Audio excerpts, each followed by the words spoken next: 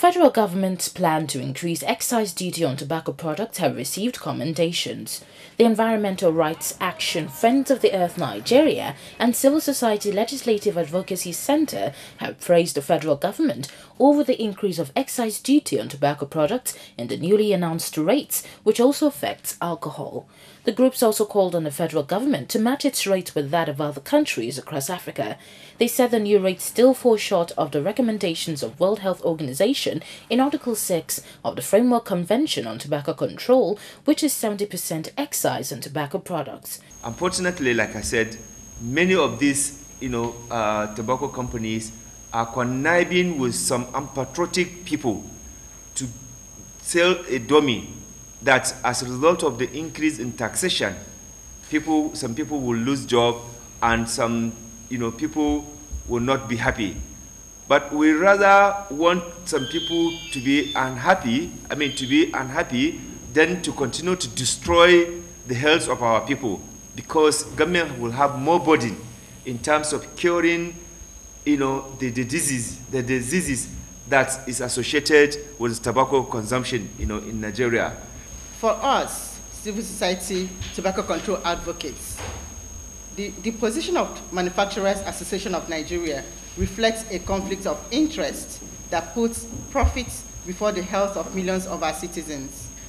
We do not mince words when we say that as a member of the National Tobacco Control Committee, that's NATOC, man's position is very disturbing and should be noted as such by other members of the National Tobacco Control Committee. Our asks: 1. The federal government should be undeterred, very, very undeterred, and remain committed to implementing the hike in excise duty on tobacco products in Nigeria. 2. Government at all levels and the relevant agencies should begin enforcement of the 9 provisions of the National Tobacco Control Act that prohibits smoking in public places and ban of sale of cigarettes in single sticks, ban of sale of tobacco products within 100 meters of schools, amongst other provisions. 3. Relevant agencies of government, such as the Consumer Protection Council and the Security Services, should immediately begin clamp down on infractions. 4. The Federal Ministry of Health should urgently send the draft regulations to the National Assembly for approval. Also, the share of employment on manufacture of tobacco products, it's insignificant. Overall, it's about 0.15%, and then the share in manufacturing industry is just about 1.4%. So the idea of job losses is not a reasonable argument to make from the industry side. And also, job losses from the tobacco industry is not really attributed to taxes.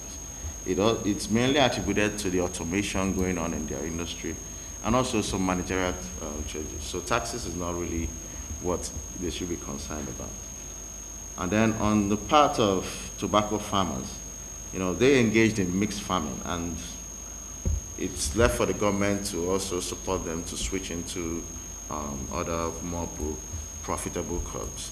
I think there is this The Minister of Finance, Kemi Adeosun, has said the approval given by President Muhammadu Buhari will take effect from Monday, June 4, after a 90-day grace period to all local manufacturers. Correspondent Adeoyo Lalukon said when implemented, Nigeria's cumulative specific excise duty rate for tobacco will be 23.2% of the price for most brands sold, which is still lower than that of Algeria, South Africa and the Gambia, which has 38.14%, 36.52% and 30% respectively.